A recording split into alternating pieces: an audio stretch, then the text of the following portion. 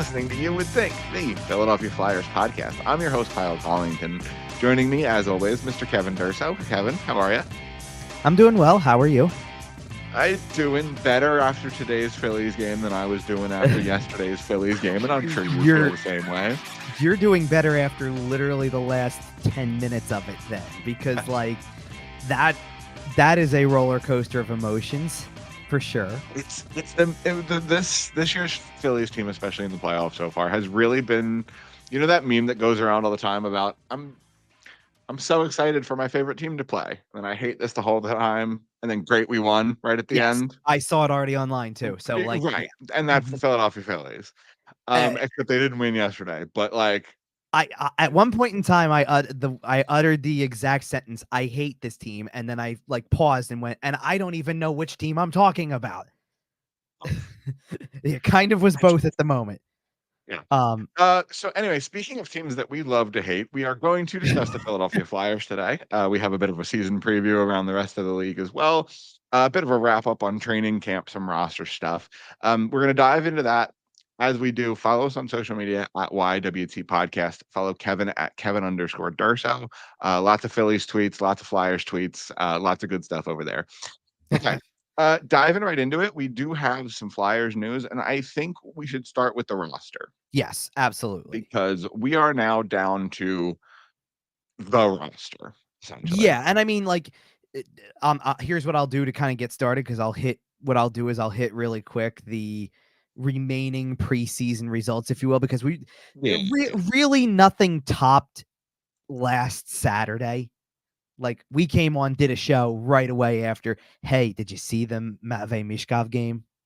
Did you see that was the emotional peak of the preseason for sure? Sure. Well, and in fairness, the first game of the week on Monday against the Islanders, where they go on the road, was more of a B team. They didn't send Michkov or Jett Luchanko, which was kind of the two interesting young guys on the roster. And then on top of it, we'll talk about Jett Luchanko. We'll get there. And then on top of it, we're not really sending a bunch of veterans either. We're really not. There's not a whole lot of reasons to watch that game, to be honest. Well, unless you're interested in the Phantom. Well, and if I'm being honest, when you looked at who the top trio was of that team, which I'm going to just by looking at the forwards, I'm drawing a line of Scott Lawton, Ryan Poehling, Joel Farabee. Maybe was the top three. Maybe one player in your top six, and that's it. Right, depending on line combinations. Right, and then then by the way, your top defensive pairing was technically Rasmus Ristolainen and Igor Zamula are your top pairing for the night, because the rest of it is pretty much guys who are going to get sent to the minors, and Eric Johnson. Hot take, and it's not really a hot take. It's been talked about. Rasmus Ristolainen has looked very solid throughout this preseason. He had a great camp. I thought he had a great camp. He had a really good camp. And he scored in that game too, by the way, which is, and he scored again later too as well, so we'll get into it. But there are some things that I would love that could happen with the lineup, but we'll get into that later on the show. Sure, but that was kind of the line you saw, and that's why I said I was actually kind of impressed they only lost the game 4-3 instead of it being the week before 5-0 to Montreal. That was actually a very fairly competitive game. You'll see some fight, and they lost it in the final minute too.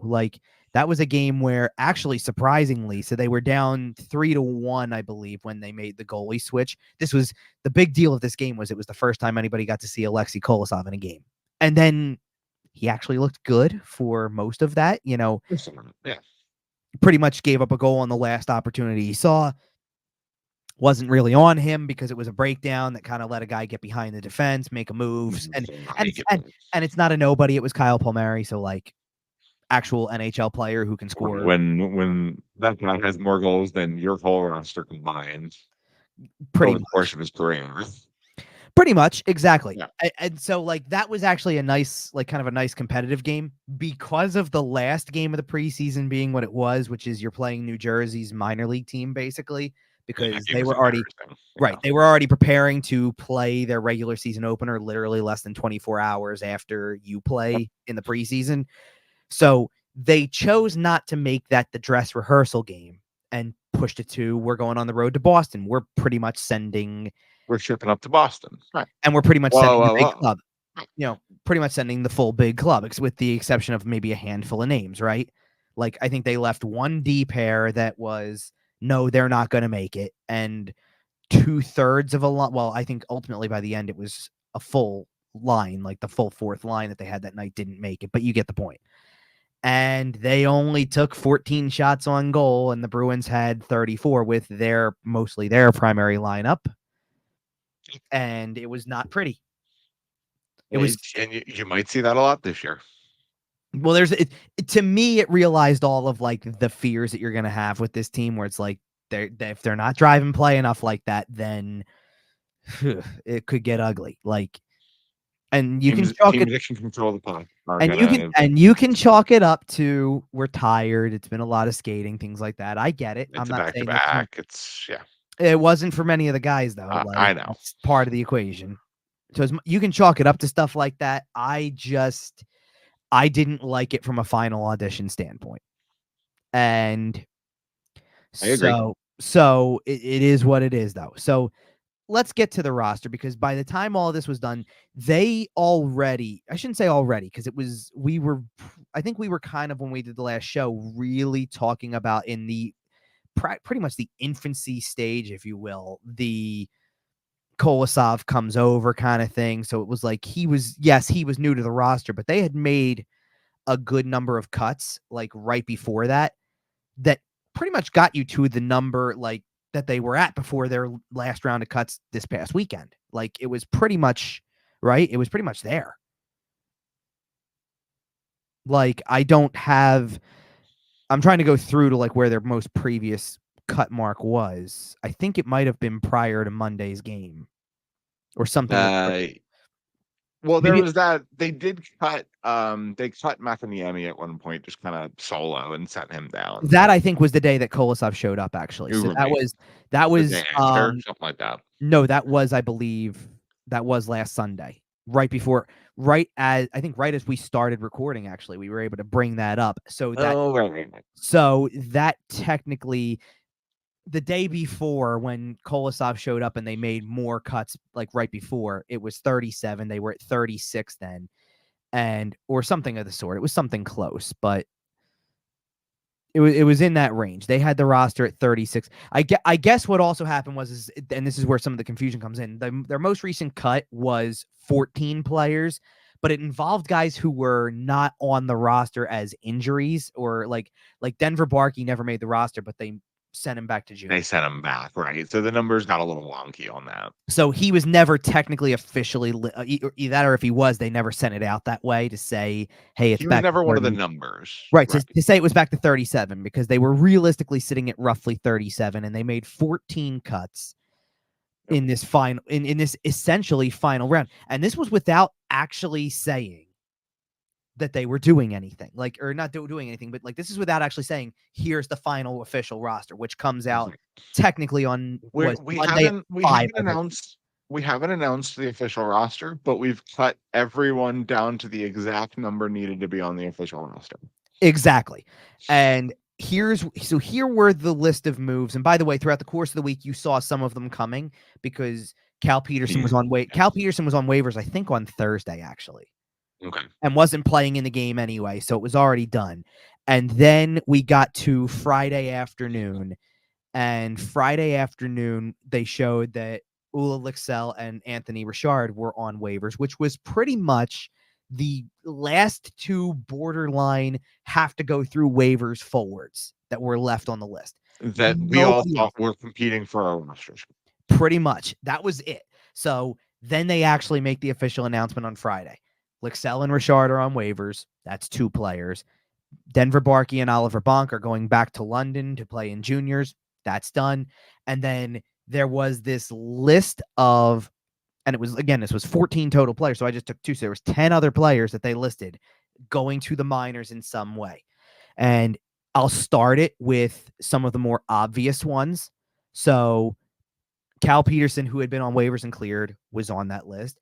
And Samu Tuamala was on that list because of he hadn't really played much. He was injured through most of camp. He goes back. And then Cooper Marody, who hadn't played in the preseason. Apparently, he'd been battling a bit of an injury too, so he goes back.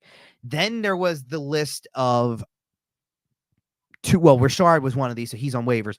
Two others who were also signed in the offseason that were supposed to kind of compete.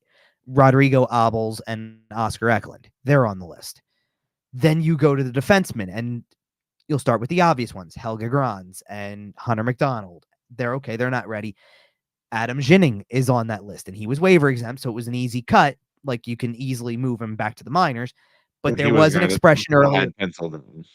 Yeah. Well, there was an expression earlier in the week of some disappointment from John Tortorella of he didn't have a great camp, so that's why this is probably happening. And Emil Andre had a really good camp, but was kind of victimized by the numbers game of, well, you're still like the eighth guy, so you might be the first call up, and first call up is going to be very have various translations, because he's the first call up if you're looking for a puck moving defenseman, but it might be Ginning or McDonald if it's I need a big body and a guy who hits people and is physical. Like, what did you see in that last preseason game? Hunter McDonald goes and fights a guy. Like, and I think we kind of you could definitely see that he was looking. He knew that he got off to a bit of a hot start in the preseason, and I think he realized that it was starting to slip on him a little bit. So I think that fight is him going, "Hey, I'm here." Well, we kind of thought he was looked like, and when I say we, I mean like people like myself, conversation in the press box, things like that. Kind of figured at some point he might be looking for a fight, because that's kind of a show of I'm willing to step in and do something and be tough and things like it's no different, in that game. By this point, this is a guy who was already sent down and was not going to be part of the roster. Really wasn't even like, kind of turned heads a little bit in rookie camp because like you heard his name a lot, but then after that it was like you weren't going to hear much of him in main camp. But Sawyer Bolton had 2 fights in the game and didn't do so great in the first one, so picked the second one with the same guy, who wasn't expecting it, right, to try to get on the right side of it and things like that. But it leaves you by the end of the game remembering something that he did. You know what I mean? Absolutely. Like, And there's an camp is impressionable all thing. about making an impression. It's not going to make the same impression as Sean Couturier stepping in for your prized prospect, but it's going to. But it is something that indicates I'm willing to do this, and if that's what's going to make me noticeable, I'm going to try. Sure. So, we'll see. And then Kolosov got sent down as well. And now, for what it's worth, by the way, and I actually want to talk about this later as we kind of break down more of the roster, like when we start to list some of the stuff, because Kolosov had, again, you don't really take too much away. Like, and John Tortorella kind of said this, there's not much to take away from that last preseason game. But Kolosov didn't look bad in either game. And then, honestly, the area where he really needs to excel, he went and they've played preseason games in the AHL. He played one the other day. I think it was on Saturday night, actually. And Kolosov allowed only 2 goals in a 4-2 win. And I think the numbers were very lined up with like what you want to see. I think it was something like maybe 30 or 32 or something like that. And it's like, okay, that's a good, whatever. I'm going to look it up really quick just to make sure I'm right, because I don't. Go ahead. Kolosov's enough of a guy that I'm willing to keep an eye on him. And if his numbers are good in Lehigh Valley this year, and one of your NHL goaltenders either goes down with an injury or isn't pulling their weight, I'm willing to pull him up and give him a shot. Like, I think if he, continues to play well, obviously, and with the talent level Kolosov is, he should eventually, maybe not right away because he is so young, but he should eventually dominate the AHL level. Sure. And if he comes in and does that right away, I'm willing to give him a look pretty quickly. Okay, so for what it's worth, so it was 20 of 22, which is not nearly as good of a save percentage, but apparently stopped a one-timer at 6-on-5 late with, and you're playing Hershey, by the way, who is no slouch of a team, obviously. They've been very successful in the AHL over the last several years. Apparently, so made a big save on a one-timer late at 6-on-5, stopped 3 breakaways, also had to go into the splits for a save at the end of the second period, and played the full game. So, he's a very athletic guy. He's definitely got the athleticism. And So I'm just curious, like, to me, what the big question is that if like one of these, obviously, first of all, if one of these guys gets hurt at the NHL level, but also if like I go back and the only other game that Sam Ersson played was the Boston game that I talked about where they got outshot badly. Well, they only lost that game. Well, they lost that game 4-1 in the end, but they really, with a goalie, and they only lost it 2-1. And he had another one of those types of games where again it's like, oh, and there's the 30 for 32 thing again. So he had a 37 save shutout and was 30 of 32 in the other game. Like, yeah, Yeah, that I'm glad I drafted Sam Ersson in fantasy. That probably locks you into the number one spot if you didn't already have it, which he pretty well did, obviously, but that really locks you in. Ivan Fedotov, I don't know yet. Like, gave you He's the starts, question mark. but sometimes gave you a start that you're like I think he was the guy who was in goal for the whole game against Boston at home that they win in overtime. And we talked about this last week. You win a game 3-2, and he gives up 2 goals on whatever number of shots he faced. I think it was like 24. When you're back up, you can't expect anything else. Right. Like, that was a perfect backup performance. You had a shot to win the game. You did ultimately, and he didn't really allow too much. If he does that, that's fine. If he has some rough goes of it, we'll wait and see. You know what I mean? Like, he really like it was unfair to judge him in the last preseason game too. He really didn't get any action. Like, I think he exited what? I think he made 7 saves on 8 shots in the first half of the game, and then he didn't get a whole lot of help either. Right, no, and then Kolosov got peppered like later on. He really took ended up facing a lot of shots, and they ultimately scored 3 more times on him. But either way, so we've highlighted the goalies on the roster already. It's Ersson and Fedotov, obviously. And the 7 defensemen that make it are exactly the 7 I talked about last time we did a show. Like, it's if we're doing it in number order: Zamula, Sanheim, York, Drysdale, Sealer, Risto, and Johnson. Pretty much your exact core from last year, sub Walker for Johnson. Yeah, Johnson's around for the whole year. He's now. Did you catch the interview? By the way, he played, and he didn't have to, obviously, but he played in the preseason finale against New Jersey, where nobody else See, he says he didn't have to play, but I think he well, did. No, I think he knows that his spot in the lineup is probably the most questionable at the moment. Well, it's not that it's the most questionable. He even basically, because let's put it this way: John Tortorella and Danny Briere pretty much already had the talk with him that they kind of had with Mark Stahl last year, where it's like it's not going to be it's not going to be every game, and this, and. But he goes out, and in that game, because they scored 5 goals in the game as a team, he ended up with I think a multi-point game somewhere in there. One of his points came in on a power play goal or whatever. So after the game, he turns and goes, "I hope Torts and Danny are watching, because that's another power play point for me. Might have to take some of Michkov's ice time, play on the top unit. I'm really pushing for it or whatever." And he chuckled afterwards or whatever. Like, he's a funny guy. He's got a great personality, and he's a great guy. Like, fits in with this room perfectly. And that's exactly what you need, right? Like, you get rid of Mark Stahl, you get rid of Cam Atkinson. You've traded Claude Giroux in the last 2 or 3 years. You may be worried about some of that. Right. You may be worried about some of that kind of top end veteran, and by top end, I mean top end of the age curve, veteran leadership.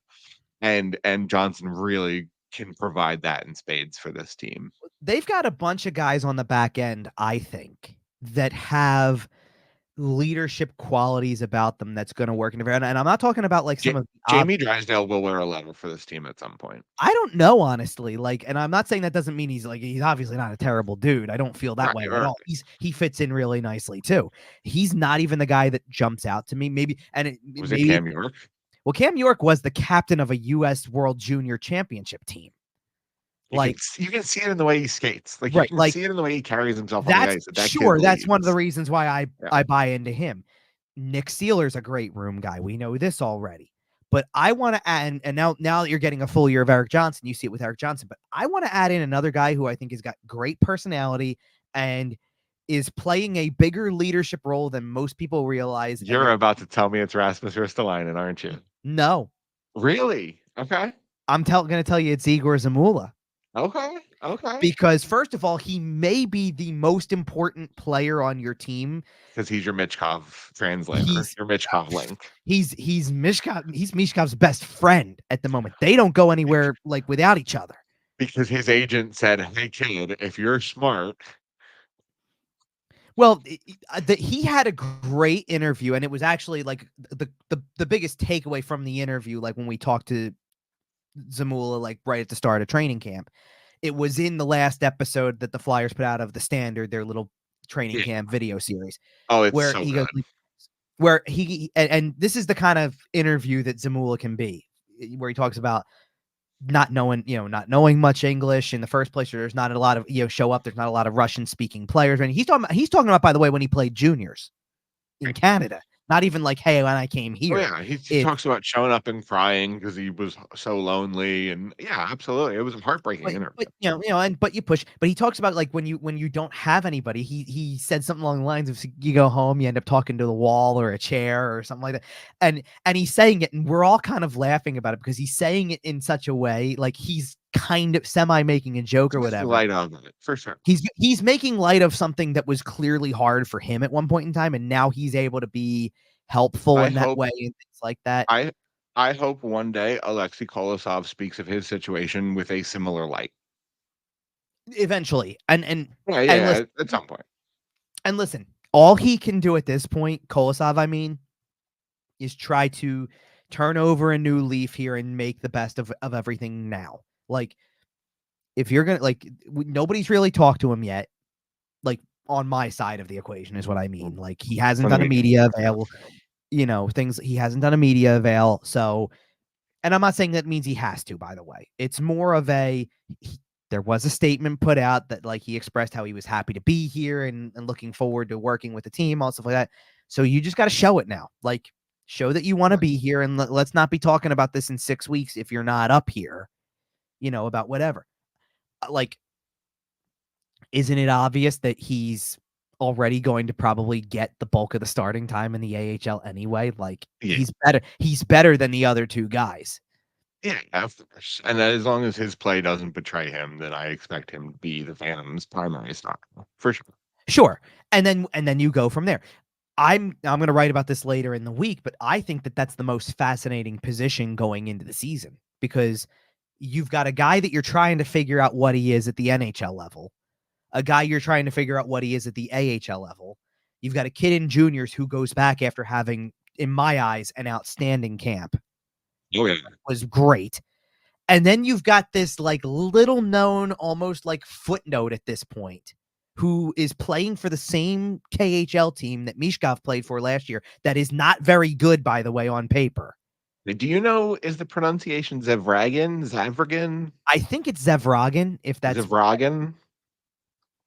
yeah. Well, regardless, if you know who that is, if not, look up his Elite Prospects page. That kid is stupid. He's so good. Well, because it seems that way. I'm going to find, I think, you know, usually His hockey news his hub's usually good for the KHL stuff. So I think it was like uh, there was some stuff listed there about him. Appleyard too had it, I think. Yeah, I think so. But so just early, and I mean, this is the day we're recording this show. Sunday morning, He made basically. 41 saves on 43 shots and another win. His team wins 3-2. His team was outshot 43-13 in that game, and they And they won won. 3-2. But Hello. Remember how we talked about the Flyers getting outshot by the Boston Bruins? I Okay, actually, I just actually, checking. I actually am gonna look up. Yeah, okay, because here it is again. Because this is where Appleyard had this even better. So he's played 6 KHL games this year, and he's 3-3.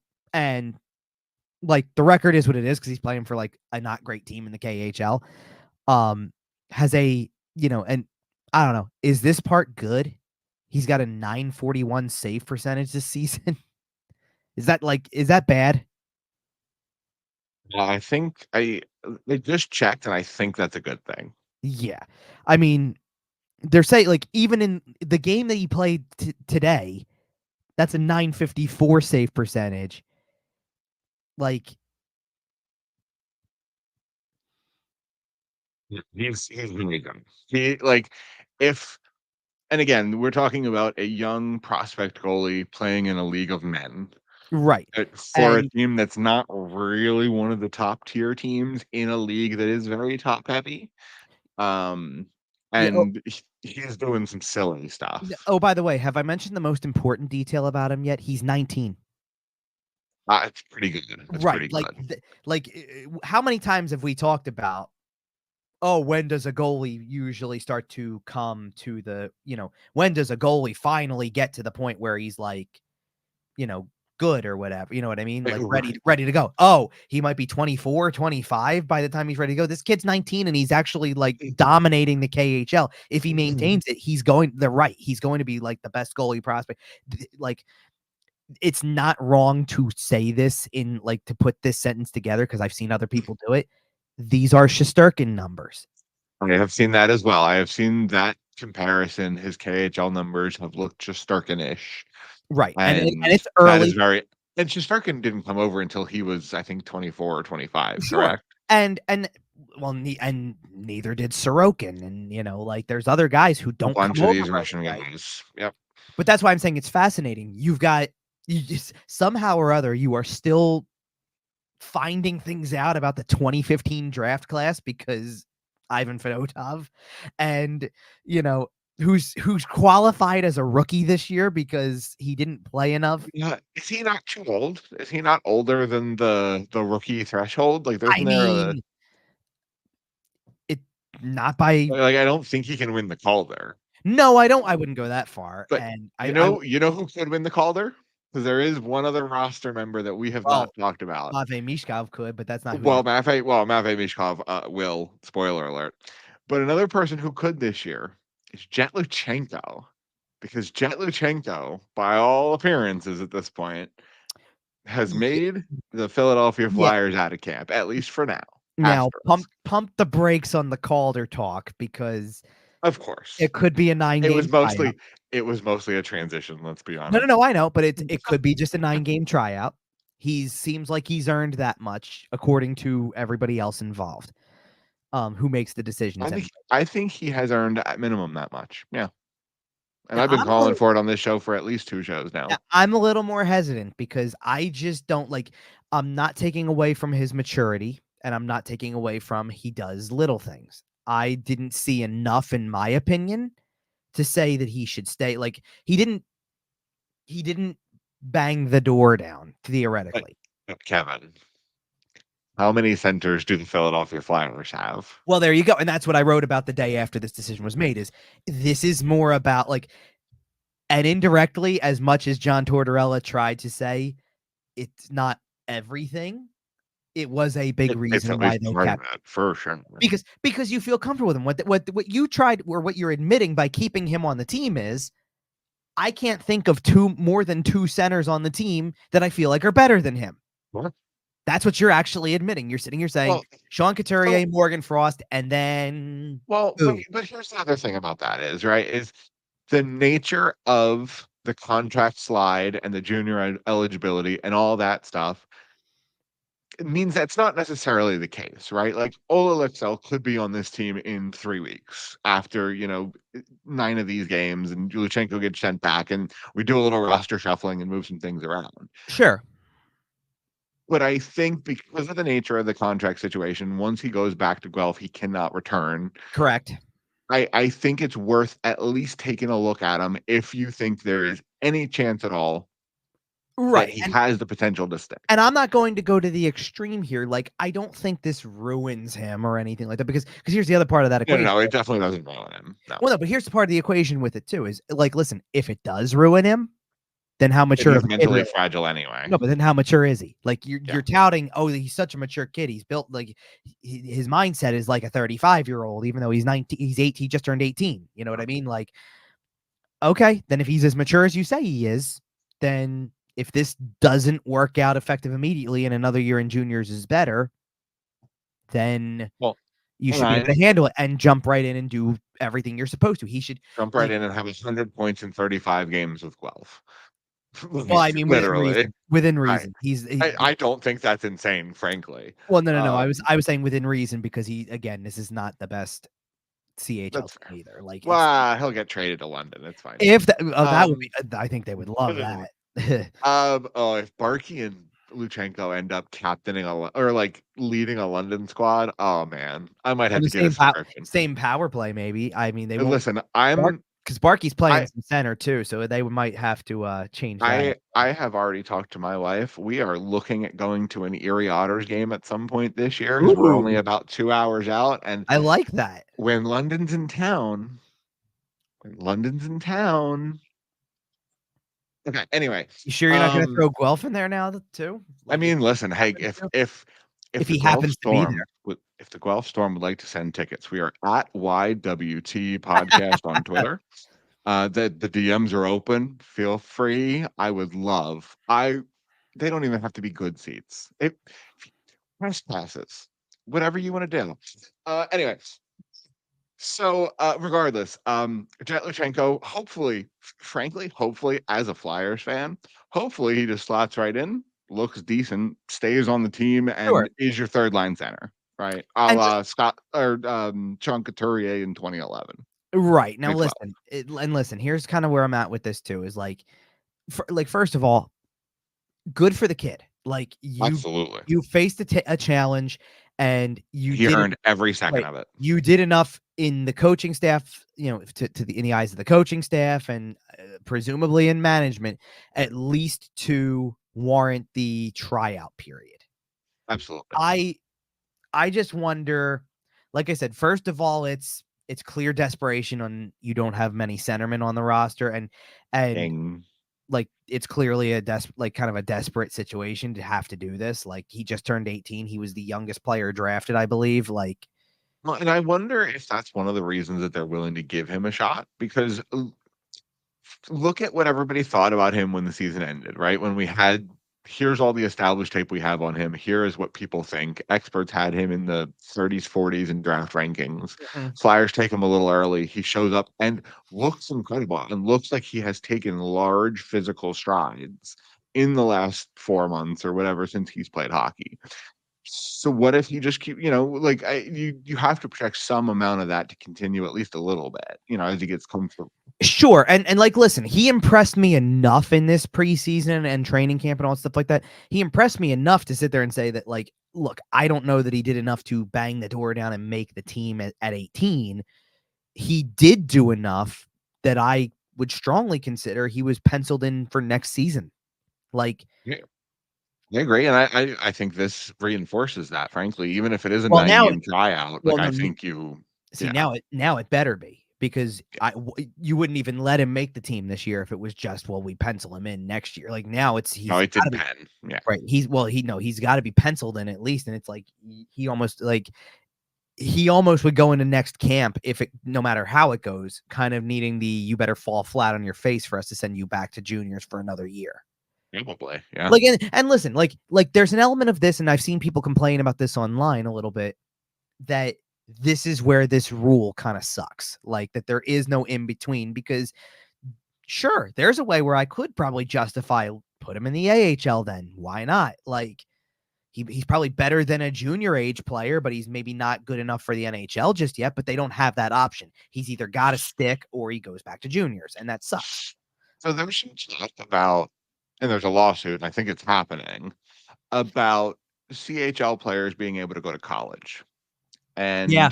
and And there's been a couple of is examples. that the path? Then go to college for a year, playing college hockey for a year. That's not the CHL, but it's a little bit closer, and you can kind of leave college whenever you want, really. Well, by signing, yes. Right? Like, is that the play?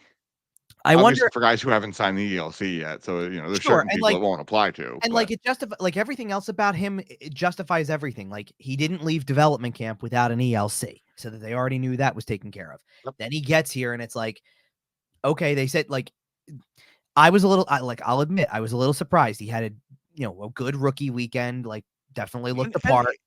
first week, including that rookie camp, he did kind of bang the door down a little bit. Obviously, I Um, know it slowed down a little bit towards the back half of camp, but that first week, including that rookie, that dev camp, he looked really, really great. Like, you know what? Okay, you know what's interesting for me about him kind of is every other game he looked better than like somewhat the previous one. Like what I mean is I thought he had a really good first game. Like the game where everybody's eyes are on, oh, Mishkov's playing. It's the first time anybody sees him in a game. He had a really good game. Like Luchanko had a really good game. Then the next night, I kind of felt like there were parts of that game where nobody had a great game. It was kind of dull and boring, and it didn't really have the juice that like it needed to. And then he sets up the game winner in overtime. And it's like, there's the one moment, but okay. Then his first preseason game, he has 2 assists and he makes a bunch of nice little subtle plays. And it's like, look at him. He looked great. And and I totally justify, like, you said games coming in, and now look, he played his first game and he's earned another game somewhere. At least one. Yeah. Right. So, okay, he's definitely going to earn another one. And I didn't think he had a great game against the Islanders at home. Then he played Boston at home, and I thought he did have a really decent game for no points. Like, at least modestly noticeable, made a few plays, could have had points. Totally get it. And then the last game you got from him was the preseason finale, like not preseason finale, but the dress rehearsal game, as I call it. And kind of nobody looked good. I mean, Michkov had like those handful of moments, which is encouraging, by the way. Like what that means is that Michkov can have a handful of moments, even in like the lousiest game, where there are some games where it's like, this game was terrible, and I don't remember anything special about anybody. Even Michkov had like something Burn the tape special. games. Yeah. Right, but even Michkov had something out of that game where you go, well, that was still nice. Like, that's still something I can take away from like watching this. And then they didn't play against Jersey, obviously. So it's like, this is what you're left with. So maybe that's where you leave things, is see what happens.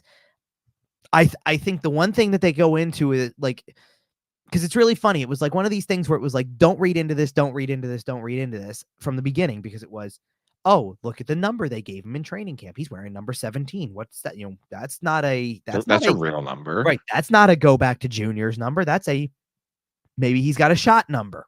Yep. And everybody, like, we all pumped the brakes, like, no. They just, no, this is a guy, right? This isn't that thing or whatever. And then he starts skating with like, oh, it's, you can play with Joel Farabee and Bobby Brink. He's playing with like real players on his line. And then making things happen with the real players on his line. And it's like, yep. Okay, maybe there's something here to this too. And as of right now on Daily Faceoff, by the way, they have him penciled in as the third line center between Joel Farabee and Bobby Brink. Sure. Yeah. Which, by the way, yes, please. Well, and by the way, you know, I know the preseason started, and this has nothing to do with Luchanko per se, but I know it started with Matvei Michkov, with Owen Tippett and Morgan Frost. But I think now, and I'm not looking at Daily Faceoff, but I'm going to take a guess that he's on a line with Sean Couturier and Travis Konechny instead. So Daily Faceoff still has him on the second with Frost and Tippett. I think that's going to change. I did see Michkov on the left, Couturier in the middle, Konechny on the right. And to be honest, that's kind of going out the window a little bit in hockey anyway. It's really at the point now where you have your center and then the other two forwards in a lot of systems. Right. So it's a little less important. Interchangeable, exactly. Especially, frankly, especially when the talent level is that high. But there was a little tiny hint that John Tortorella dropped about how he thinks that Michkov and Konechny have some chemistry forming, and I think that means he's starting on that line. Then it's real exciting, by the way, because by the way, that means that your other line is Tippett, Frost, Forster, which is that's phenomenal. And Morgan Frost is going to end the season with 75 assists. I mean, maybe between power play and something, who knows? Legitimately. I mean, they've got to finish, but yeah. That is true. Okay, so but I think we should. So Luchanko makes it, Lexell does not, Richard does not, and that's really the battle you have to talk about. I mean, everybody else who makes the roster, if I just read down the forwards really quick, you know what to last expect. Year's team. Yeah, you know, Brink, Cates, Couturier, Delorier, Farabee, Forster, Frost, Hathaway, Konechny, Lawton, the two rookies back to back, Luchanko and Michkov, Paling, Tippett. There's Noah Cates a healthy scratch on opening night, you think? Quite possibly. Yeah. I think so. Mean, based on they ran, and this is where some of this comes from. They ran lines that kind of indicate that, like I said, it would be, and maybe there's something changes with it. Like Michkov may not play with the I'll call it the Konechny line because, like, who knows? There could be some mix and match in there. I think they really like, again, I think they really like that Farabee, Luchanko, Brink line. I think they really like that group. And then you know that the fourth line is going to feature some combination of Lawton, Cates, Delorier, Hathaway, Paley, Right. Yep. like the other five. And I mean, listen, it sounds like a nice fourth line if you're playing. What did we just come up with then? If you're playing Hathaway on the right side and Lawton on the left, and put either Cates or Paling in the middle, probably Paling. It's not too bad. You know what I mean? But so Lawton, Yep. Paling, Hathaway as your fourth, not bad. Yep. You know what I mean? That's not too bad.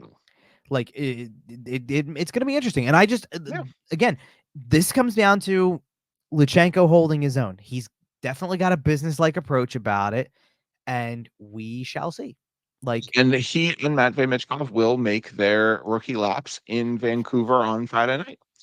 yeah, and right, then so and then presumably be introduced as part of the home opener ceremonies on the absolutely. following Saturday. Yep. Sounds also against Vancouver, ironically. I don't know why they love putting the Vancouver matchups in October, Get but it out of the way.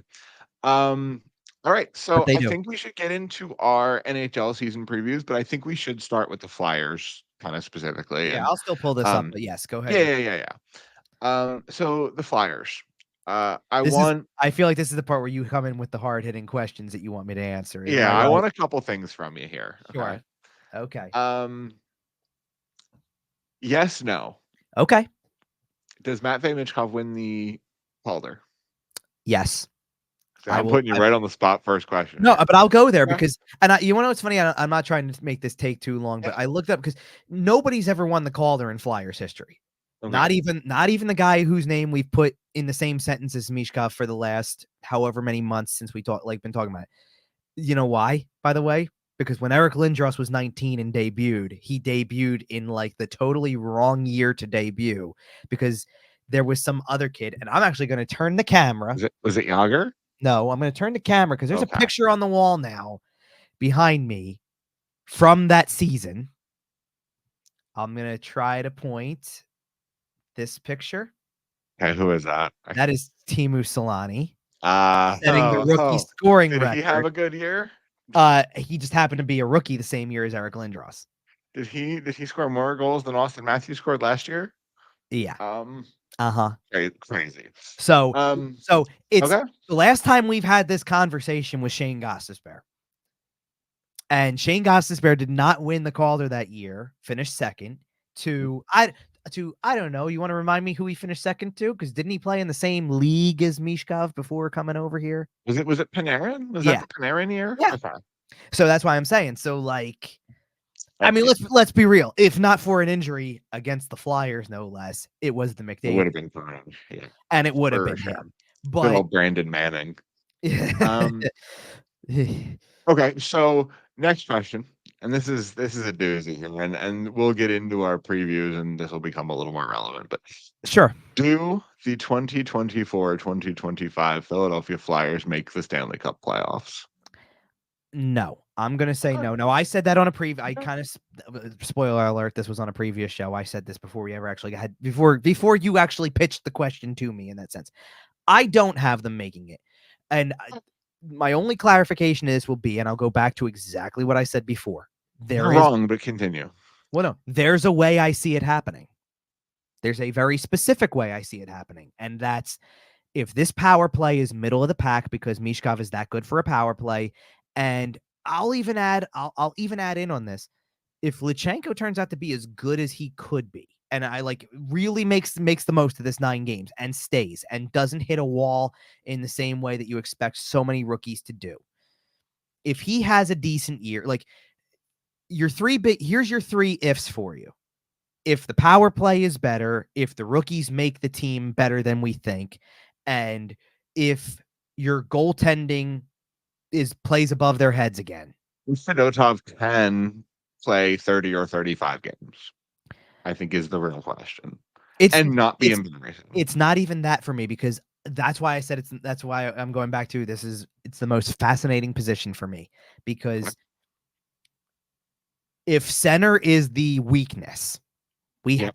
We have to keep Luchanko for at least 9 games to see if he sticks, because I can't think of another center We that's going could to go use in. a center real bad. Right, like, because he's a center and he's fast, right? That's literally the criteria of keeping Luchanko right now, was he's a center and he's fast, so we're keeping him.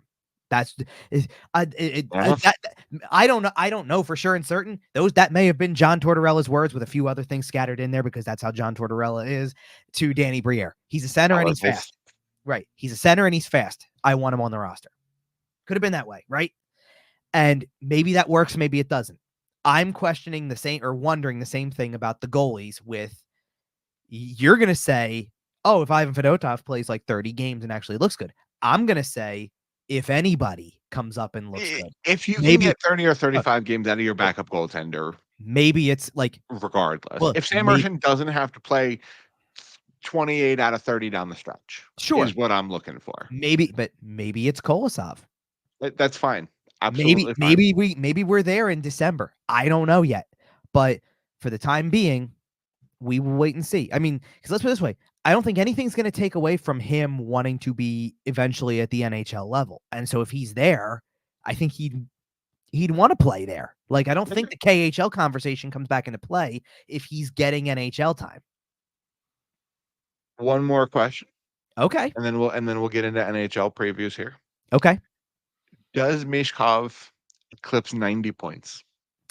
Ooh, I'm not feeling that as much. Okay. I told you 60 is a nice, like 60 is a nice number. I feel like, to be like the baseline, like, hey, I think 60 is a realistic possibility. I think that if he doesn't hit a wall as hard, 75 is on the table. Okay. And I just want to, like, I'm trying to think in the back of my mind too, because you asked me about the Calder discussion. What other rookies are out there? And I know there's a handful, and I know there's one very obvious one that everybody's going to think of as soon as, like, right off the top of your heads. And no, that's not who I'm thinking of. Everybody, no. What matchup have you had circled on the calendar since the schedule came out? Oh, Potter's not winning it. Let's be honest. And I wouldn't expect it either. I like, to me, I mean, Celebrini's probably, like, I think on most of the betting books, Celebrini's number 2 behind Michkov. And then I think 3 is usually Stankoven. Yeah, Stankoven is a plays, really solid piece. you know why I wonder about him? Because he just plays for a team where rookies are really freaking good. Like, well, and he's got playoff experience already. Right. Like, He's showed up got last year, 25 games or whatever it is. Showed up, played in the playoffs, and Dallas just churns them out like it's nothing. So, and puts them in a position to succeed. Right. Okay, let's dive into some NHL predictions here. Okay. I think you and I are going to look at things drastically differently, and I We cannot might. wait. Let's see. Let's start in the Metro. That is where the Flyers are. That is the team we were just talking about. Okay. I'm gonna get your playoff teams from the Metropolitan Division for the 24-25 season. Okay. And this is in order, by the way. So I just put everything, like, my top. I'll list them in order. Division winner? New York Rangers. Okay. I think that is fair. I think that makes a lot of sense. I have the same thing. Okay. Okay. Do you have the same second team as well? My second team is the Carolina Hurricanes. Rod the bod, baby. Okay, 2 for 2. We are matched through the first 2 teams of the Metro. Speaking of Rod, by the way, did you see they just signed his son to a 2-way contract the other day? So there's another more in the organization. From a dorky sim league fantasy hockey perspective, I've had my eye on Skylar Brindamore for about 2.5 years now. He's a really good player. He's a really good little center. He tore it up at the college level. Right. Okay. So who is your third team in the Metropolitan Division? The New Jersey Devils. And I feel really good about that after this weekend. I know it was Buffalo, but I also feel really good about it after this weekend. I'm going to agree with you, and I'm going to put them there too. I have bandied back and forth with. Listen, here's the thing. Yeah. Full disclosure. I'm going to look right in the camera. I'm going to stare down the barrel of the camera as I say this. The Devils are frauds. They're not a good team. They're not. They're not a good team. They beat the Sabres twice. Stop it. They're not a good team. I'm glad they posted their little O2 meme. That was very funny. I think they're going to make the playoffs because, quite frankly, I don't think the Flyers are very good either. But who else in the division is doing it? Let's be real. Just So, skimming through the rest of the division here. so hold on a minute. Jacob Markstrom making a save of the year candidate in 18 minutes into the regular season doesn't change your thoughts, because that was like the one weakness that they had, is like they've got a good defense, and within reason, like Luke Hughes is out for a little while, and I'll be They have honest. to stay healthy, which is something this team has struggled Well, I with was over the about to last say, I'll couple be of honest. years. I fully expect Jack Hughes to miss time at some point this year. I don't know how long, but I do expect it to happen. Like that, there will be the occasional, for a couple games, he's day to day. You know what I mean? Like because it happens pretty regularly. I'm not saying that like I don't expect that, Um, and it's why I won't go so far as to suddenly go, oh hey, you got a goaltender, you're the winning the division. I'm not going that far. I will also say Markstrom played a ton from 2017 to 2023. Last year he played about 10 fewer games in Calgary, and maybe that's just because they were bad and they were resting him because they could and blah blah blah. But he has played a ton, and he's got a ton of hard miles on him. It just makes me nervous. Listen, I'm just gonna say it.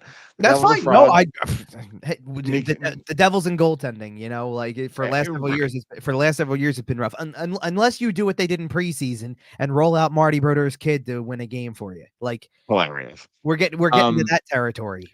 do That make you feel old, by the way? yeah.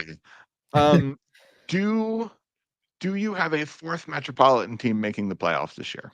I do not. Okay. I do, and it's the Philadelphia Flyers. Okay. Um, because again, look at the rest of the division.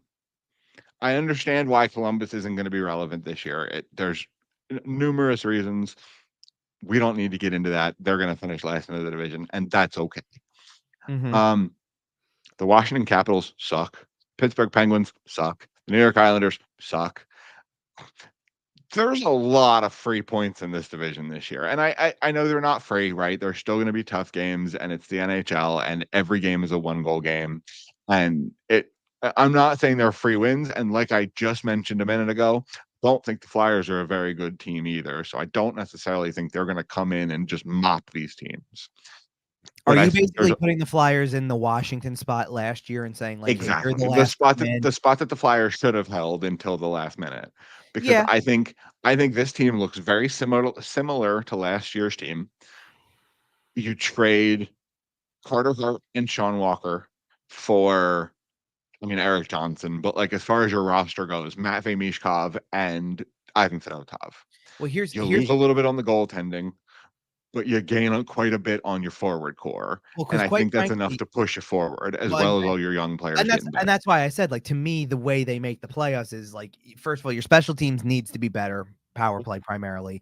But And well, and Mishkov will make it better. no, That I is know part of something that has that's to where I be was going to addressed. go with it, is that like Yep, really, if we're being honest here, I can name 3 players as the reasons why they would make the playoffs if you get from them what you think you're capable of. Because to me, they're like the new additions, and one of yep. them is not Jett Luchanko in this case. No, It's I agree. You know, it and I made that this assumption, by the way, with Lushenko going down after 9. That's fair. I don't have him on your roster for 82. The 3 players that I have that mean the most to the Flyers in terms of making the playoffs are Matvei Michkov and what he does to get, offense going, power play going, creativity, all that. Number 2 is Ivan Fedotov. Oh, Because okay, fair enough. if you have a legitimate backup like you didn't have at the end of the season last year, what did they need? They technically missed the playoffs by 4 points, but what is it? Another win or 2, and like, which I get Um, it. And when I say win or Al 2, Peterson could stop a beach ball. but and I'm saying another win or 2, and people can assume that that means, oh, so 4 more points, like you said, they missed by. No, I'm talking about win a game in overtime. Yep. They lost to the Islanders in overtime. You win a game in overtime like that, or lost to the You're Rangers late in closer. overtime. You win a game like that, that might be the point that gets you in. So Yep. Ivan Fedotov being a good backup. And number 3, I think this is one you were actually waiting for me with. Number 2 is Jamie Drysdale. Listen. I was talking about Sean Couturier because I think he's a huge part of this team this year. But no, He is, Jamie Drysdale is absolutely enormous as but well. what? Okay, so the reason why I didn't say Couturier is because to me, you can get. I honestly think you could get parts of the Couturier you had last year, and it's not gonna make a huge difference. It's, to me, it's not the catalyst. Michkov is such a catalyst of the offense because you're supposedly injecting so much creativity into the picture. Drysdale being healthy and mobile and able to do things to the level that you think he's capable of could be a difference maker on the blue line.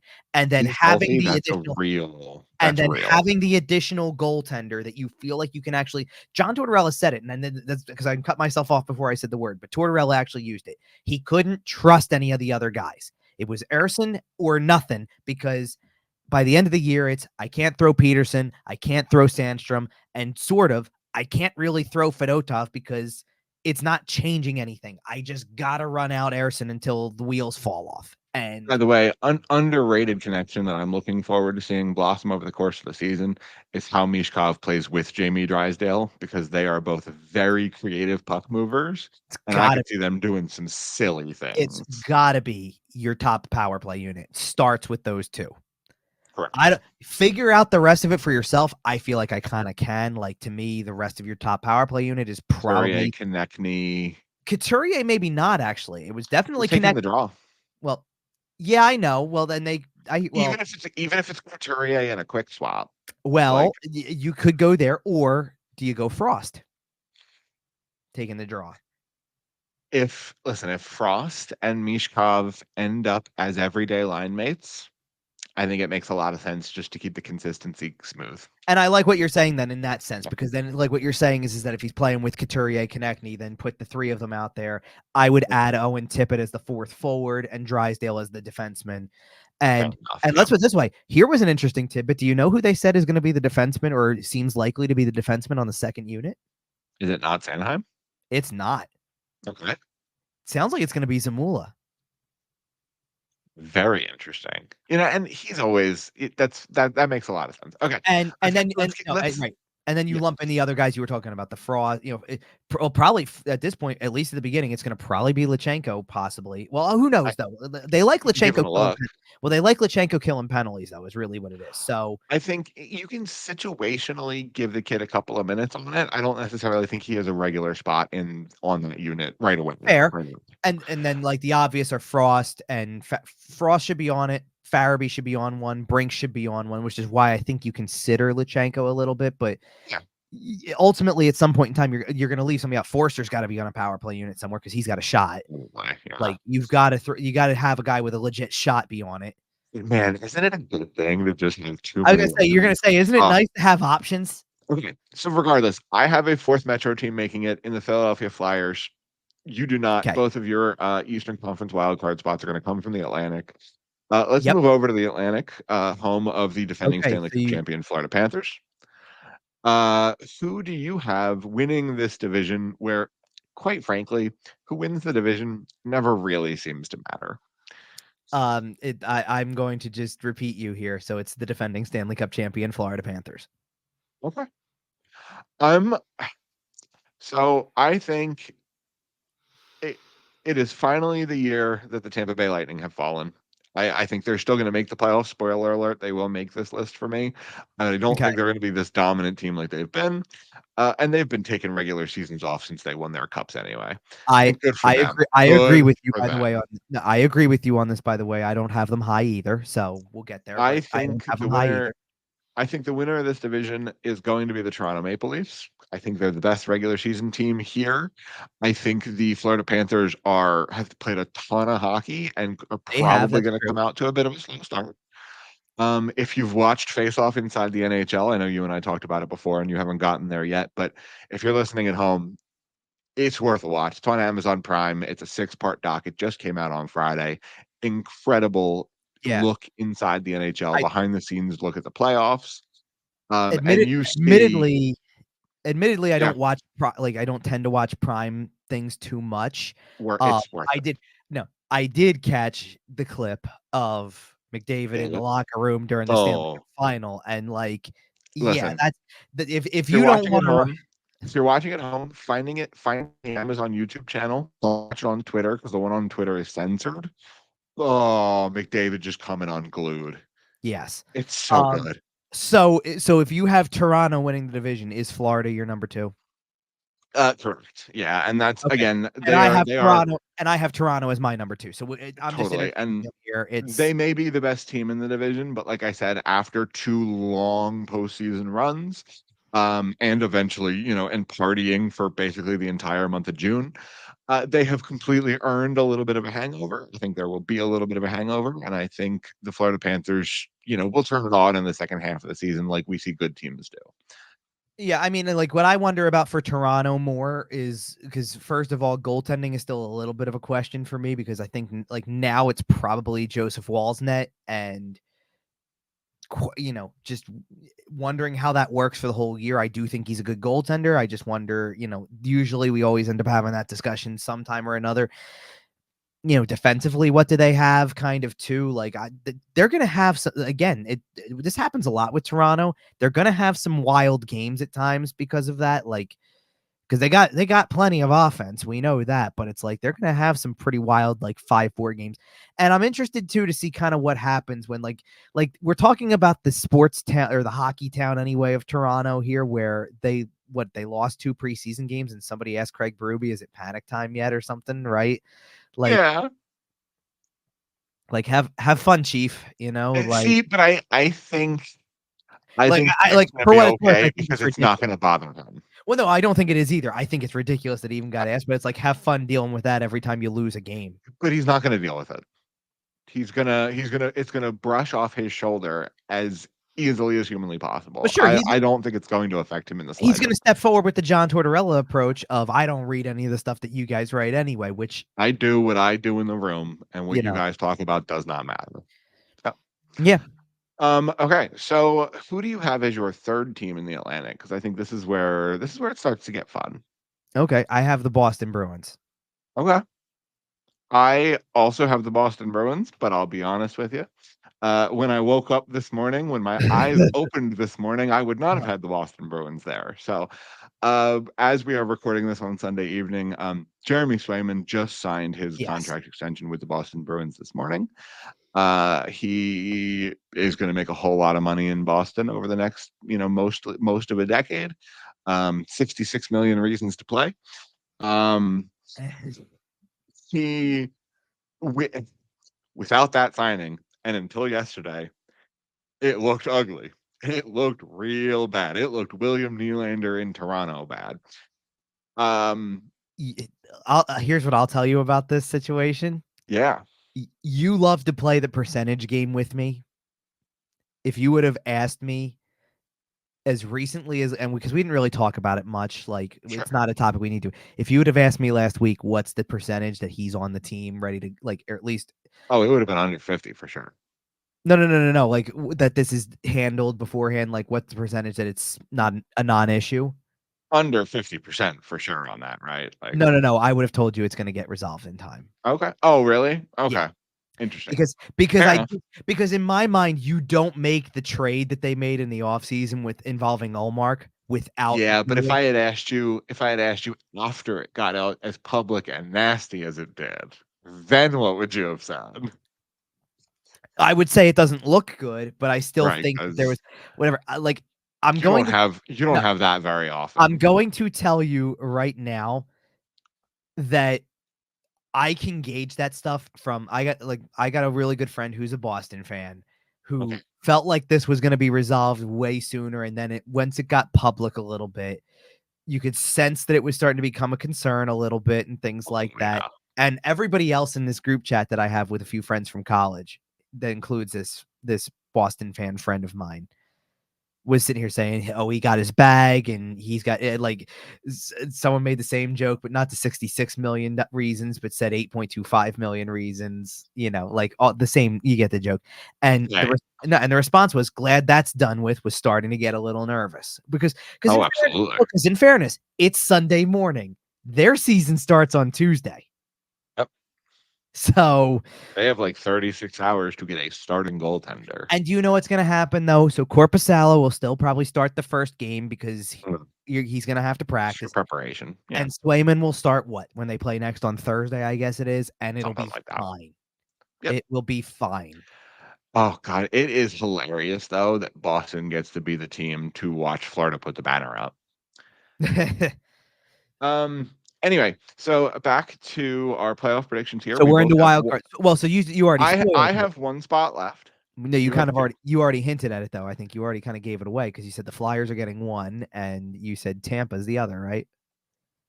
Um, Because you said you had Tampa in.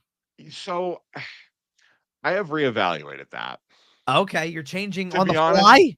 to be honest with you, I forgot about the Boston Bruins here in that third slot, and I was like, "Oh, yeah, you're right. They are going to be there." Yeah. Because I had already mentally counted them out because of the whole Jeremy Swayman thing. I really, honestly, um, Are you no. counting So out the Tampa Bay Lightning for somebody I else? do not think the Tampa Bay Lightning will make the playoffs this year. Wow. And who is No, coming in? Jake Gensel sucks. What do you mean? Wow. That's Um, wow. I'm talking about everybody else on that roster. You're keeping Nikita um, Kucherov out of the playoffs. I'm gonna hit you with a good one here. Sure. I This want to see if this it's might this might be a little bit of a hot take.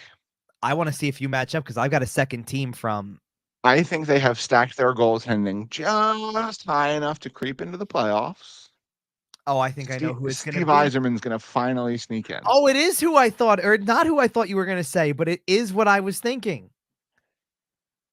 I think Okay. the Detroit Red Wings will sneak in with a second wild card spot. Did you think I was gonna say Ottawa? It's definitely not Yes, Ottawa. I did. Definitely not Ottawa. No Wait, shot. wait, wait, wait. Hold on a minute. I'm trying to think if there's anybody else from that division that was making me reconsider where you were going It's with it. not Well, it Buffalo. wasn't It's going to be. not No, I didn't think it was. Montreal. So no, maybe I did think it was Ottawa. I thought well because you said goaltending, and I No, wanted it to. might have been. No, of course it was probably them because they got Allmark. But like, Right, I thought I that's where just you were going don't. with it.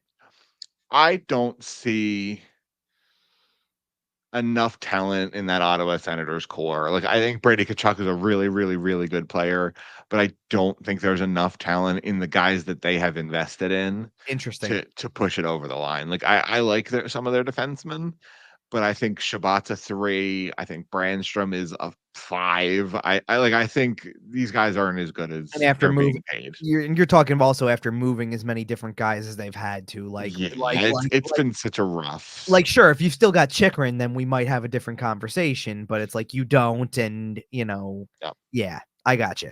DeBrincat wouldn't stay, and like there's just all sorts of Yeah, I nastiness get you. there.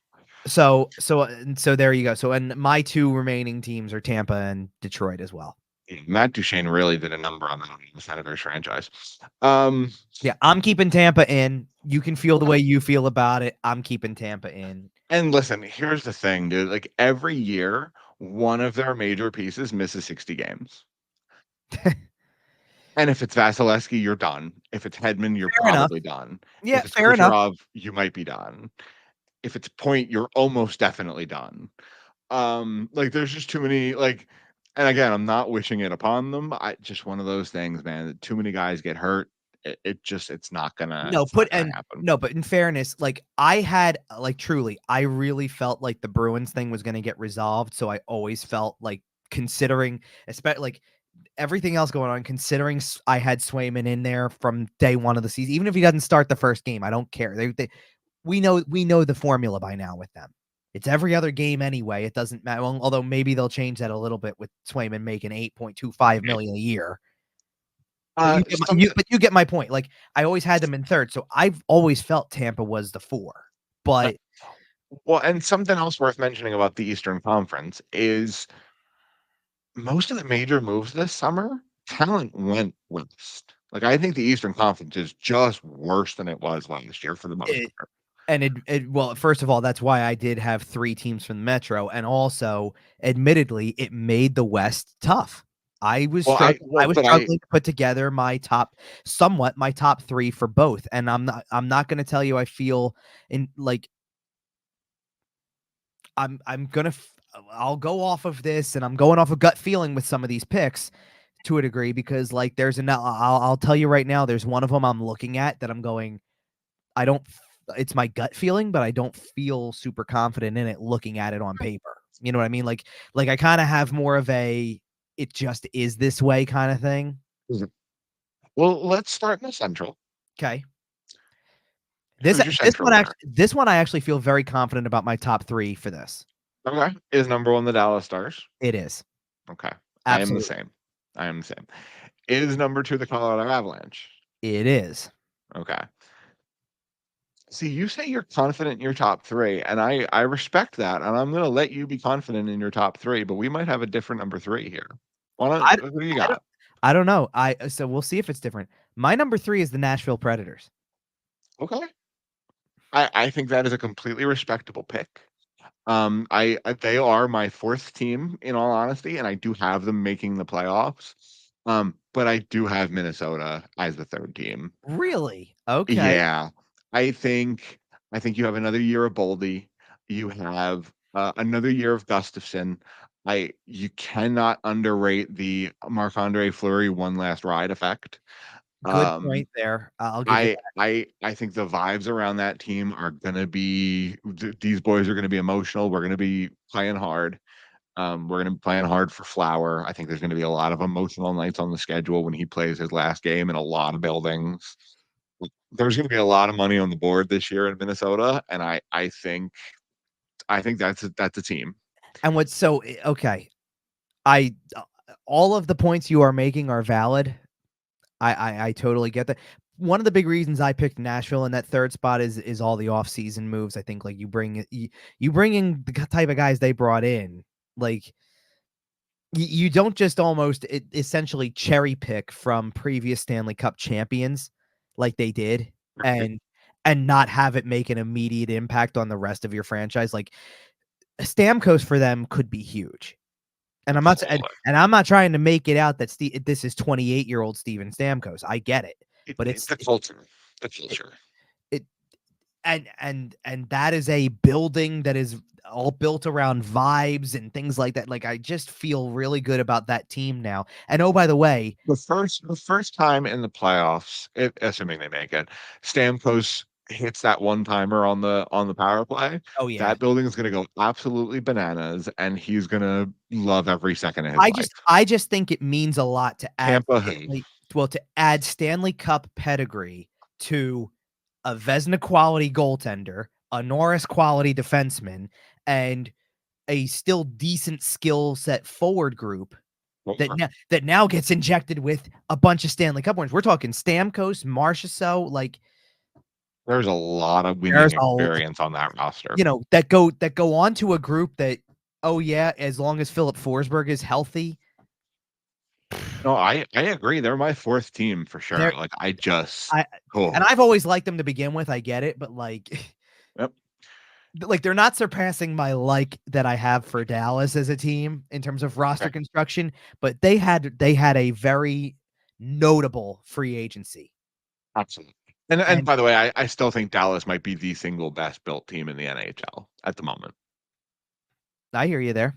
Like, I it's hard to I argue don't against the Florida Panthers I just don't because dis they just won, but, I like, don't I don't disagree, and we might be depending on how far we take this discussion, we'll see if those teams come up again.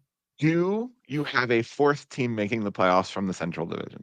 I do, and Okay. so now I wrote everything in order. So I did the 3 from one, 3 from another, and then 2 wild cards. So this is they are the team I have as the 4th team is my last in the playoffs.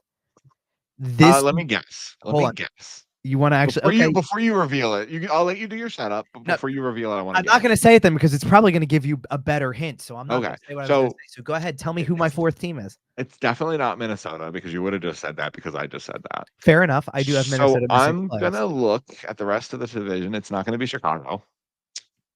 It's either Winnipeg or St. Louis because I think Utah took steps, but I don't know if they did enough. If you say Utah, I will be very, very surprised. Okay. I'm gonna say the Winnipeg Jets.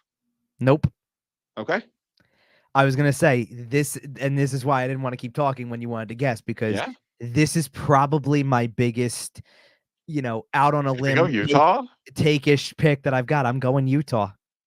Oh my god, Alex Morello in shambles. Um, I love the youth of that team. they've done That a great job. Naming and Clayton Keller captain. I was about to say I think Mm. they nailed that captaincy decision with Clayton Keller. I think they've got like and to be honest, I think they've got a group that finished the year the way they did in Arizona, knowing what was going on, and It's now gonna are going feel to a new place, not only with a chip on their shoulders of we had to leave this one place, but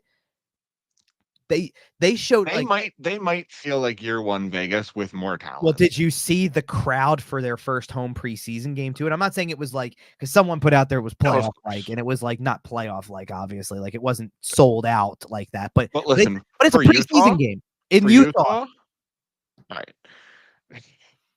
I Okay, so you have Utah there. Um, that's like the one that I'm kind of going out on a limb on. The rest, okay. every other team I'm going to say from here on out, you're going to sit there and say, yeah, I get it.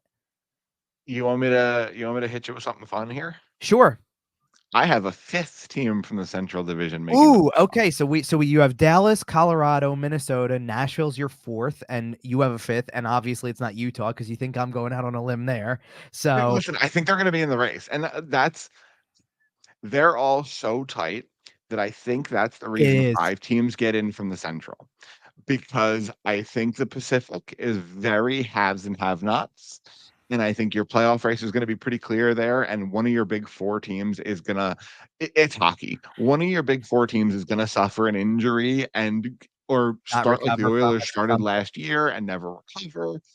It happens all the time. Do what the Devils just did, like, every year there's something. So one of the big 4 teams in the Pacific, I think they're due for that. So I Okay. think a 5th team from the Central sneaks in, and I think it's St. Louis. I knew you were going to say that. That I is think it's the very St. Louis Blues, and I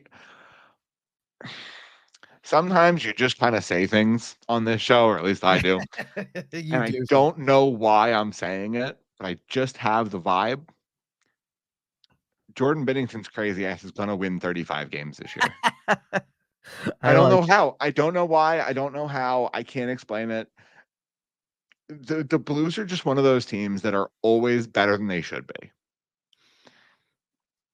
And in a year where I think that division might be pretty scrambly, I think they could take some good points off some good teams. I think they're gonna beat their bad teams. I I think they're gonna be right there. very interesting. Okay. Yeah, So are we shifting gears to the Pacific Pacific then? Division here. All right. Let's start with division winner then. Okay. I think this is probably the division where it's the least obvious. Who wins the division, you mean, or what the Yeah, just who wins the division, right? Because I think looking across, there's typically 1 or 2 good teams. You can talk about the Atlantic and, whatever, but this one, I think there's 2 major horses for a lot of people. I feel like that well, and I feel like I picked one of the 2 that you're gonna tell me that would be then Okay. because I So feel like I definitely have one of those. I think the 2 major horses, and I assume we both have them in the playoffs, so I don't think it's too much of a spoiler here, but Go I ahead. think the 2 major horses are the Edmonton Oilers and the Vegas Golden Knights. Okay. So which one of them do you have at the top? So, for a similar reason to me not picking the Florida Panthers to win the division, I have chosen the Vegas Golden Knights Okay. to win the Pacific Division because I think Really? Florida and just, again, the Dallas Star or the Edmonton Oilers played a lot of hockey this year. I think they're gonna be a good team this year, but I think there might be a little bit of that hangover, and I think they're gonna end up there, but Vegas is still just a unit. Like, I think they took a step back, but, like, I think they're still just a unit. Interesting. So Yeah, I have Edmonton winning the division okay. for first and foremost. Now, this is where it gets interesting because I do have Vegas second. Okay. In fairness, I I assume I you I have have Edmonton Edmonton second. second, so Okay. we are, again, flip-flopped, but But the pretty interesting part pretty is I similar here. agree with you, they took a step back, and because of it, that's where I said my gut feeling is put Vegas second because they just tend to be there anyway. But I'm not overly confident. Okay. Like, I think that is much closer than I feel. Now you said you had a fifth team, like when you mentioned when we were talking the Central, you had a fifth team, so you have one more team to pick, and that's it. I obviously have a fourth involved in this division too, and that's where I go a little get a little have things get a little interesting because I really don't know how this shakes out. Like I really don't. So, but I'm putting like my gut when I wrote it out was put Vegas number 2 because it just Okay. feels like that's where they finish. It feels right? Like, Vegas they've come in the league, and they've only been in leagues 7 or 8 Like years, and they have like just established excellence. like can I tell you that my doubt on that literally shifted just looking at it like just now. Like when I did this earlier and I wrote out like to pick something, it was like almost like a just almost like a crutch. Like I just, like almost like it was just a natural reflex to write Vegas in the top 3. And then I I agree. looked at it later and I'm like, is that really where I I'm feel sure like about that. am I sure? But I like I said, I kind of feel like I did it because it's like, where else do you think they would finish? Like it feels like Right, they like all where else is the Jack Eichel team gonna finish? Like they're horses. What do you mean they're not gonna finish second in that division? sure. And like Right. listen, process of elimination with the rest of these teams in this division is pretty easy when you think about it. Like, no, it's Yeah. not Anaheim. Calgary definitely took a step back. No, it is not San Jose. No, I think so. Okay. So go ahead. Tell me number 3, by You the way. well, you have 2 spots left, and I think you're realistic contenders. You have LA, Seattle, Vancouver fighting for 3 spots. Correct. Whereas I have One spot. realistically 2 teams fighting for 1 spot because I think Seattle is a chunk behind those teams, right? That's I fair. think I think they can stay in a race and maybe make a wild card, but I don't think they're getting a divisional spot in this division. Fair enough. Um, So who's number 3? the Kings and the Canucks are both good teams. Sure. And like I alluded to earlier, I think this may come down to something beyond the team's control, an injury, a suspension, something Fair. along those lines where you're going to miss a player for a significant chunk of time and that might cost you your playoff race. God, I don't want to do it to Canucks fans, but I think the Kings get in. Okay.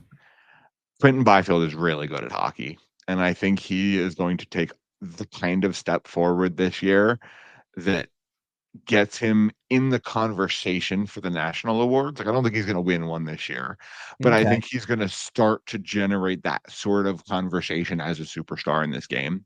Okay. And they're scary because Anze Kopitar is still pretty good underratedly, and like I know Drew Doughty's going to miss some time, and that Yep. might be the injury that cost them the season, right? And it may be Vancouver because LA just couldn't overcome missing Doughty for the first half. Fair. But if he comes back and they're anywhere near a playoff race, I think LA is really good. Okay, so I'm gonna have a way to build up to the last one, but I'll spare the drama on the first one. I have LA third as well Okay. Okay. because like I just, and that's why I said like it's almost like just a natural reaction at this point to go Vegas, Edmonton, LA. Just put them in order. Top 3 in the Pacific. Yeah. It typically feels that way. So I'm leaving you dangling on 2 teams left for one. Seattle and theoretically Vancouver, unless there's somebody else involved here. No, there's not because I already Okay. mentioned the other 3 as no. Like, Throwaways. Yeah. well, Calgary took a step back anyway, so no. Anaheim's not there. San Jose's not there. Anaheim and San Jose are going to be interesting teams to watch because there's a lot of fresh blood on both of those rosters. But no, and I'm not going to make this seem like it's anything out of the ordinary. Like this is not going out on a limb to me at all. I have Vancouver as the 4th team. Okay. Yeah, and I think that makes a lot of sense. Like I mentioned, I think Seattle is a step behind. Well, and Just when it came down to it too, I just couldn't pick against like Quinn Hughes had such a good year last year, I and couldn't pick Dave Hextall. no, well, Oh wait, he's not even there anymore. right. The players ran him out of town No, allegedly. it was I can't pick like it's the way Quinn Hughes played, Brock Besser, Elias Pettersson. And like there's just too much talent on that Vancouver team, even with some questions about Demko in goal, but assuming they get him back reasonably soon, Hopefully. but then again, they made some noise in a playoff series that looked like they had no business being in, with a goalie that most people had never heard of before. Absolutely. They dragged that to 7 with their 3rd goalie. Like that's Right. impressive. So good for them. They've got a lot of talent, I think, and I think we can all agree we like the coaching situation there too. Like it seems like there's a lot to build on. I'm riding that. I'm thinking that's and that's why I said for me, really, like I really feel like top 7 wise in both conferences. I wasn't going out on a limb for anything. It just is like hate to break it to you, but if you aren't typically in the playoffs, good luck breaking Probably through. not making it this year, right? Like probably, I mean, like the one team that I did that to, because I really think that last year was just one of these, anomalies for them is Jersey. Like Is the Devils, right? look, I had them in And the that's even Stanley. more so getting back because I think they What? made the playoffs 2 or 3 years prior to Well, that, right? Like, I had them going to the Stanley Cup final last year and got burned by it pretty badly. I'm like, I think at the very least, I feel like I can bump them back into you're going to be in the playoffs. I don't have you winning the whole thing or anything like that this time, but I do have you as a playoff team. And I have the same 4 teams that we talk about every year out of the Atlantic out of it. And I am throwing an additional one in because, man, I thought they got so close last year. Detroit got so close and had magic behind them at the end in such a way that it was like, I can't believe that they're still hanging around. And I okay. think and they got like that's a young team that's gonna keep getting better. Like I just feel strongly about that. And then, like I said, I like my real go out on a limb in the other side is Utah. I And really I think I love that. I love that path. I really do. I obviously didn't pick it, but I think it's so much fun, and I am so incredibly here for and it. I I think it's and I agree with so good exactly for the where and game. I agree with exactly where you went with it. There is like this little bit of a first year Vegas feel with that. Like Chip on the shoulder, that yep, they're gonna be fun. They're definitely gonna be a fun team, I can tell you I that. agree. Oh, and the vibes are gonna be incredibly high. Well, It's everybody's not gonna be able to wait to see what hockey looks like out there too. I agree. I agree. Also, have you seen the concession prices? Yes, I have. I Extraordinarily so fan-friendly you concession so the pricing U is great for the game. so the Utah Hockey Club, the Atlanta Falcons, take notes every other league in North America. Absolutely. Take It is notes. fan-friendly, and they listen, is it the highest quality stuff? Probably not, but it's not dollar popcorn, brother. Don't charge $9 for a box that costs you 45 cents, please. Um, but either way, we love to see some affordable concession pricing in Concession our prices. arenas. Hopefully that expands throughout the rest of the league. One more little league prediction here. We're not going to do Sure. awards and stuff like that because, quite No, frankly, no, the no. We answers are normally don't. Connor McDavid and Austin Matthews and Connor Hellebuck. Okay, you're welcome. And And Kale Matvei McCarr. Michkov. Okay, you're welcome. And Matvei Yeah, well, Michkov. right, we did talk about that one. Uh, I would like a Stanley Cup prediction from you. I want both Do teams you and a winner. Perfect. That's exactly what I had was I final want first both and then teams and a winner. I don't think this is going too far out on a limb. I think Okay. I told you we might revisit this at some point. I have from the Eastern Conference, I have the Florida Panthers again. And from the Western Conference, I have the Dallas Stars. Okay. Sounds familiar. Yeah, All right. that's what you picked last year, right? And that is what I picked last year. And who do you have in that series? I would take Dallas this time. Okay. I So look, I I know I went for it last year with them. I just again, I think that it's the team on paper that I like the most in the league, and they were knocking on the door last year. They had Edmonton down agree. 2-1 in the conference final and did not put it away. And I think that Watch every watch year face off inside the NHL again, just Amazon Prime. I hear Holy. you. And They zoom in on that and it's incredible. It's and really well done. I just keep thinking these learning experiences. You lose in a game 7 in the first round. So the Yep. next year you go a little further. You lose to Vegas the year they win the cup. The next year you go a little further. Now you lose directly in the conference final. They keep taking steps, and I think that like again, how much I like that they've got the goalie, they've got the number 1 defenseman. They've got really now 2 defensemen at least that I get excited over because I'm throwing Harley into that too at this point. Like Heiskanen's obviously been the guy for so long, but I'm throwing Harley into that mix too. And that's not even talking supporting cast. And then the forward group keeps getting better with still getting something out of the same guys that have been there forever with Sagan and Ben, but getting, Robertson, Rope Oh, Hintz, Tim and Nil has absolutely convinced them in Mr. Class. Robertson, Rope Hintz, Wyatt Johnston. Now you got Stankoven for the whole year. You're going to have such a fun experience. Like watching that team has got to be a fun experience. They've got such a talented group. There you go. It's the only time in my life I'm ever gonna wish I was a fan of a Dallas team. So the Fair enough. Dallas Stars, I also have the Dallas Stars coming out of the West. Okay. As far as the East goes, I mentioned that I think some of the talent left the East. I think the East may get a little bit more top heavy this year. Oh, I can't wait to hear this pick. Why do I have a feeling I know what you're gonna say? And you know who that favors, right?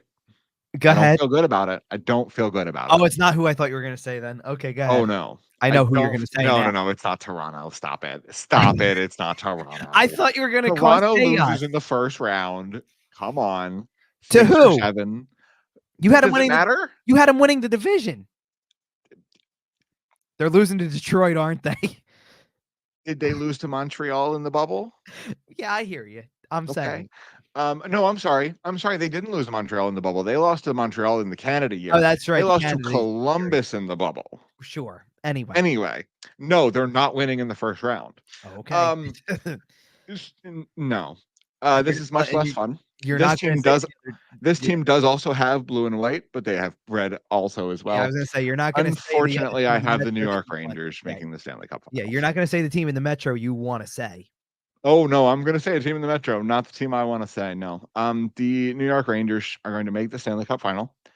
I do think the Dallas Stars will win. I Okay. think they are a more playoff built team. They are. I think Ottinger is one of the few goalies in the league who can stand toe to toe with Shesterkin over the span of a series. I think they are one of the few rosters that has the depth and the size and the hunger to play against the New York Rangers. Sure. Um, Frankly, I see a world where the Rangers win because their path to the cup was so much easier. Quite frankly, I expect them to walk through the first round like they did this year, and probably the second round too, because even Carolina probably took a bit of a step back. Sure. Um, they could come into the Eastern Conference Finals really, really healthy, and that's very scary. So we did not go this far back with it, and I'm not mentioning I don't even Sure. really have another team in mind for who Dallas beats in the West final. The immediate thought I had for the East final though was I'm picking Florida, and it would probably be Florida over the Rangers. And it really, I don't know if they can afford for it to even be like that, honestly. Like this feels like you have them going and then losing, they might have to win or that team's going to go through big changes. Oh, I would love that as a Flyers fan. I To watch that front office implode as the Flyers are finally starting to get good. well, Oh and the yeah, reason let's go. well, and the reason why I feel that way is because so I don't have them making it and Florida makes it again. And if you end up in the same spot like you've been where we got to the conference finals, but not Well, and I ran my little playoff bracket in my head, my little NHL sim through the rounds of the playoffs in my head to try to figure out my prediction here. right. And I also had the Rangers and the Panthers in the Eastern Conference Final. At some point, Florida has to run out of gas. And like I mentioned, they've just played so much hockey.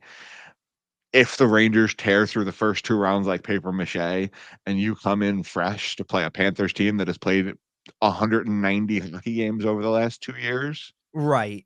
Well, man, I it's ugh. well, like again, looking at my list of teams, the Rangers would probably get Detroit in the first round because Yeah, and it, the it Rangers win in 3. even though that's impossible, I get it. Yo, you're But right, 2.5. okay, well, either way, We mercy um, rule. Florida's gonna have I feel confident about Florida winning that division, but it's going to be a tough go because there are so many better teams in that I division. It agree. feels like, and sure, do I And it's see them gonna be a getting? tougher run through the divisional rounds of the playoffs. Yeah, and sure, do I see them getting past Tampa and whomever else? Probably based on your prediction, getting past Boston, I guess. Well, whoever it is gonna take their pound of flesh in that division. Like, Right. that's just how the division that's how Actually, that division works. actually, wait a minute. I'm wrong about that. That's not true at all. Because the way you had it stacked up, they would play Boston in the first round, and I guess still win. Um, Probably, yeah. and then Toronto would get knocked out Well, by Tampa, I guess. it depends on wild card because I have the Flyers and Right. Now, the what it sounds like you have is the Rangers playing the Flyers, and then Toronto playing Detroit and losing. So that would mean that would Florida be would play. so funny. Oh, how funny would it be if the Red Wings win a first round before the Leafs? Oh my God. Sorry. And I know they won against Tampa, but you know what I mean. Is that supposed to be? Um, Is that how the Yzer plan goes? oh, it'd be really funny. Anyway, Okay. So I think that is a good place to put a pin in our 24-25 NHL season preview. it is. Um, I think it's going to be a really fun season. We will be back next week and every week as we are now into our weekly release schedule for the regular season. We will be back pretty much every week until schedules start getting in the way. We'll keep you updated. Follow us on social media for some of that as well at YWT Podcast. Kevin is at Kevin_Durso. Find us everywhere you find your podcasts, including sportstalkphilly.com. Um, Kevin, by the time we speak next, we'll have 2 Yes. actual NHL regular season Flyers games to talk about. Are you excited? Sure. You know why? Because we're gonna have 2 legitimate NHL regular season games, presumably for both Matvei Michkov and Jett Luchanko to talk about, and I think that that's already worth tuning in for, right? Like that's your draw to begin with. So can't wait to see what Well, happens. Maybe we will have a reason to or I'll have a reason anyway to put up as early as Friday night. Watch Matvei Mishkov's first NHL goal legitimately. and review the graphics. What's that? No. There's no graphics Oh, anymore. we're not doing graphics this year? No, Okay. because there's not a Uh, dedicated in-game account anymore and stuff. So by our next show, okay, we're gonna record next Sunday. By our next show, Mishkov, over under 2.5 points. 2.5 is a little risky for me. I'll say I'm taking the under, but I will give him 2. I'm gonna have him on point per game pace in the first 2 games. I'm taking the over. Go Flyers. We'll be back next week. We'll see you.